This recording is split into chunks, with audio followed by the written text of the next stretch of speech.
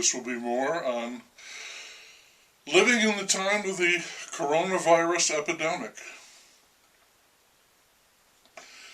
Samuel Pepys here with some thoughts on testing. My son went through hell with testing, waiting 3 hours for his test, then waiting 7, 8, 9 days for a result, and almost a month before he could get a confirmed negative, something he had to have. People who are going back to work, especially teachers, they have to be tested. And it's a snarled mess. They will wait for a test, wait for the results, and then wonder if the results are reliable. And one more thing about the tests. After his positive test, my son took 3 more tests, 2 positives and then the negative. And we know that his 3 positive tests will be counted as 3 separate people testing positive, swelling the number of cases. After the field mouse tested positive, that same day he tested twice, no waiting, and he got immediate results, both negative.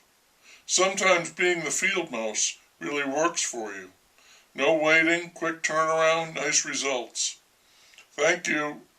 I call it test crazy. I watch a little sports, some highlight videos, and it can feel more like I'm watching a political rally. They're always filled with woke signs. Woke meaning that these people are very aware of the terrible circumstances that prevail in this nation. So the games themselves really become political statements. That seems strange to me. These millionaire dunderheads masquerading as consciousness-raising political activists. Also unrelated, or maybe not, I heard that there have been over 70 straight days of protest in Portland, Oregon. That's over 2 months with no break and no progress. Who would want to live through that, regardless of which side you're on? My county is no longer judged to be red. We are now orange. That sounds better, but we are still said to be in a state of emergency.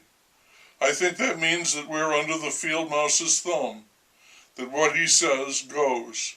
So our color improvement changes nothing there. Baseball marches on.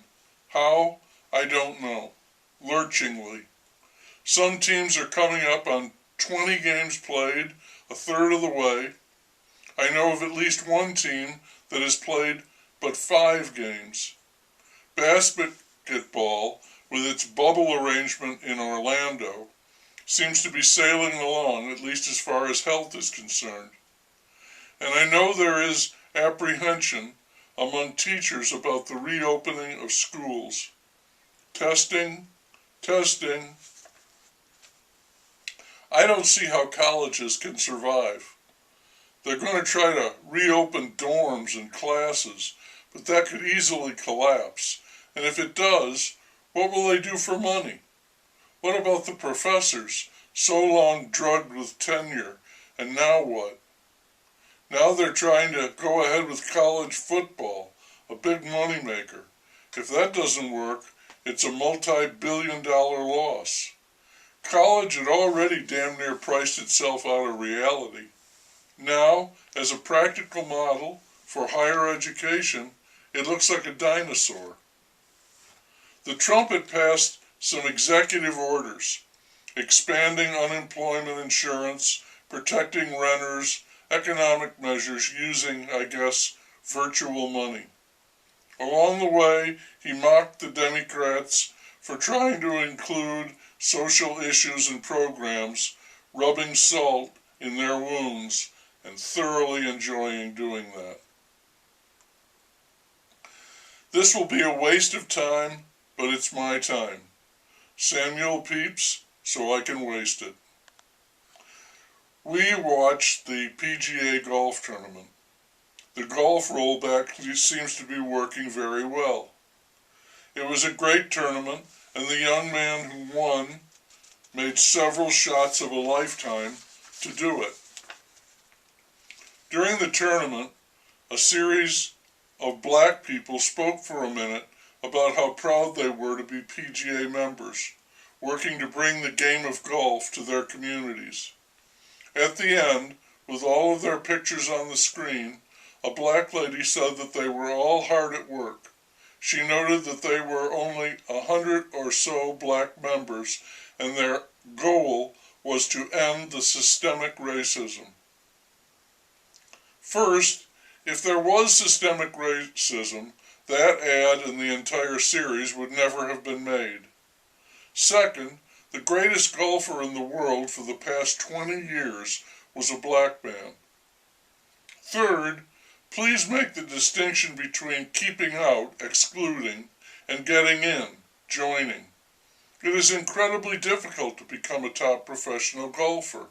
It takes natural ability and incredible dedication. No one is being prevented from doing that by the PGA. There is no systemic racism. Access is a problem, but it can be done. Earl Woods built a great champion who happened to be black. No one said he could not play. His victories were celebrated by millions. Back to access. Limited access because of poverty. That is another question. And it's a problem that can't be solved by advertisements or woke consciousness or claims of systemic racism. There are people who are being left out of not just golf, but a free life itself. I watched a program about Nas singing New York State of Mind. That's the world where the help is needed, and there is none on the way. No executive orders will save those people.